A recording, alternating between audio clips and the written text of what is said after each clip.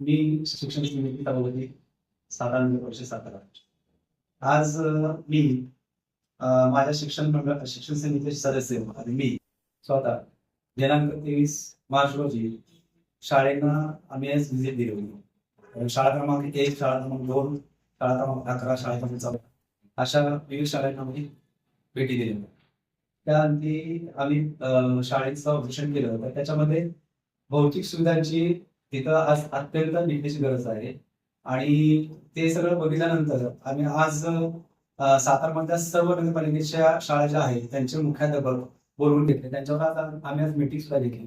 मीटिंगमध्ये त्यांच्या ज्या काय भौतिक सुविधेच्या अडचणी आहेत त्या सगळ्या जाणून घेतल्या आणि आज आम्ही त्यांना एक आश्वासन दिलेलं आहे की बाबा येत्या ह्या आज आम्ही जे शाळेची पाहणी केली त्याच्यामध्ये एक आम्हाला अशी गोष्ट एक निदर्शन झाली की शाळा साफसफाईसाठी काही ठिकाणी विद्यार्थ्यांच्याकडून काही ठिकाणी शिक्षण शाळा साफसफाई केली जाते. यासाठी आम्ही मुद्दा एक निर्णय असा घेतलेला आहे की इथून पुढे शाळेची साफसफाई असेल किंवा त्या हायजिनिकचा विषय असेल तो विषय आम्ही तातडीने मंत्रीकडून घेऊन रोज त्या शाळेची साफसफाई आणि हायजिनिक टॉयलेट बाथरूम जे काय ती साफसफाई रोज केली जाईल विषय आम्ही त्या शिक्षकांना पाहिजे आलो. सभापती महोदयांनी शहीद भगतसिंग, शहीद राजगुरू, शहीद सुखदेव यांच्या जयंतीनिमित्त नगरपालिका शाळा क्रमांक 1 मध्ये आज आम्ही व्हिजिट केली व तिथं या सर्व शहीदांना अभिवादन करून आज सगळ्या शिक्षकांना पाहणी केली शाळेची. त्यावेळेस काही त्रुटी दिसल्या त्या प्रामुख्याने सभापती महोदयांनी सगळ्या प्रिन्सिपल्स आहेत प्रमुखांना बोलून आजची मीटिंग घेतली. त्यामध्ये एक गोष्ट आम्ही यावेळेस म्हणजे महाराष्ट्रात पहिल्यांदाच अभिनव उपक्रम राबवतोय तो म्हणजे समर कॅम्प. सगळ्या म्हणजे श्रीमंत घरातील लोकांना वगैरे मध्यमवर्गीय लोकांच्या घरातील जात असतात समर कॅम्प, उन्हाळी शिबिर आपण त्यामध्ये. परंतु हे जे तळागाळातली जी मुलं आहेत एकदम गरीब घरातील मुलं त्यांना या गोष्टीचा विचारणा माहिती नसतात.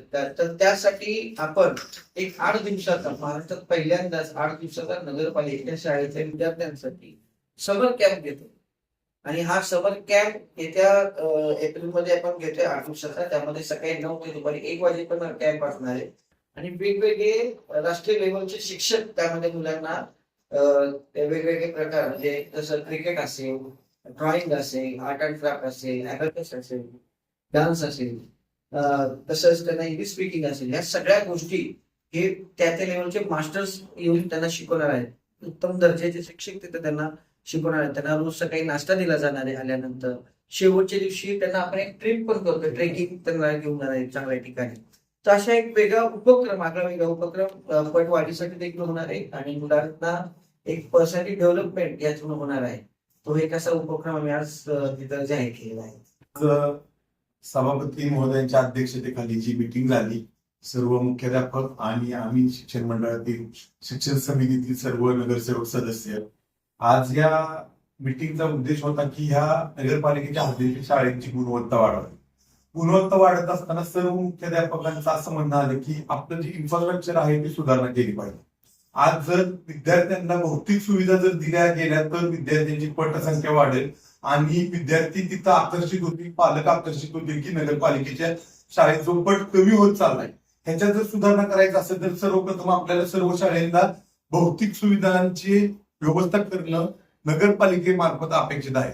परंतु आता जे अर्थसंकल्पीय आपलं बैठक झाली त्यात आपल्याला जो फंड मिळाला शिक्षण मंडळाला त्यामध्ये सर्व गोष्टी या होत नाहीयेत आर्थिक बाबीनं, त्याला लिमिटेशन्स आहेत. त्याच्यावर आज आम्ही शिक्षण समितीतील मंडळांनी असं ठराव केलं की आपल्या सातारा शहराला जे MIDC आहे त्यात ज्या मोठमोठ्या कंपन्या आहेत त्यांचा CSR फंड जो त्यांना सामाजिक कार्यावर खर्च करायचा असतो त्यांची आम्ही सर्व मंडळातील सदस्य आम्ही तिथं सभापती महोदयांच्या अध्यक्षतेखाली भाऊंच्या मार्गदर्शनाखाली आम्ही सर्व कंपन्यांना व्हिजिट करणार आहे आणि त्यांचा जो CSR फंड आहे तो जास्तीत जास्त सातारा नगरपालिका हद्दीतील ज्या 1 ते 18 शाळा आहेत त्यांच्या भौतिक सुविधा वाढवण्यासाठी जे काय आपल्याला आर्थिक मदत कंपन्यांकडून घेता येईल त्याच्यावर आम्ही भर देऊन आम्ही त्या शाळा 100% चांगल्या भौतिक सुविधा देण्याचा आम्ही प्रयत्न करणार आहोत. शिक्षण सभापती शंकरराव किर्दत यांच्या अध्यक्षतेखाली सर्व शिक्षण मंडळाच्या सदस्यांची सातारा नगरपालिकेत बैठक झाली.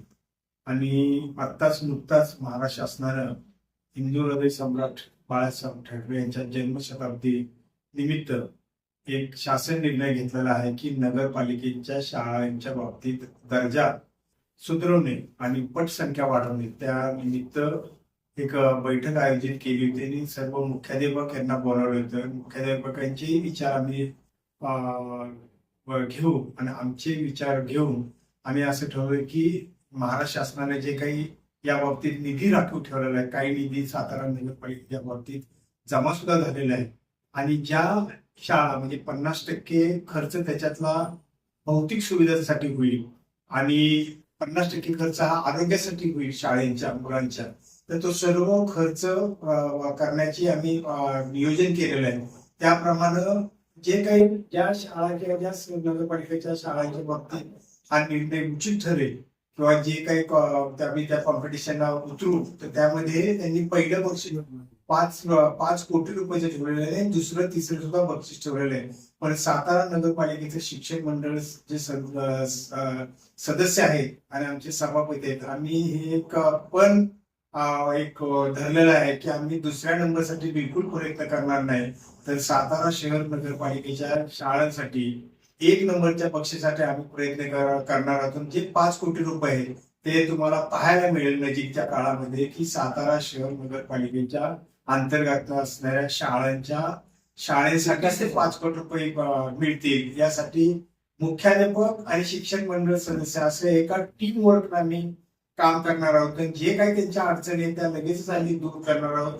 आम्ही साताऱ्यातले शिक्षण मंडळ सदस्य आणि सभापती महाराष्ट्राला दाखवून देणार की आम्ही ह्या प्रकारचं काम सातारा पॅटर्न हा पूर्णपणे एक पायलट प्रोजेक्ट म्हणून पूर्ण महाराष्ट्रामध्ये राबवले जाईल याची आम्ही पूर्ण खात्री देणार.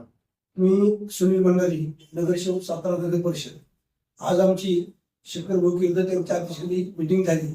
2 शाळांना आम्ही व्हिजिट दिल्या. सगळ्या शाळेत आम्ही स्वच्छतेकडे लक्ष देणार, सगळ्यांना पाणी स्वच्छ पिण्यासाठी फिल्ट्रेशन बसवण्याची व्यवस्था करणार आहे, जेणेकरून पाणी प्रत्येक शाळेचा पट वाढवायचा प्रयत्न सगळे आम्ही सदस्य करणार आहोत.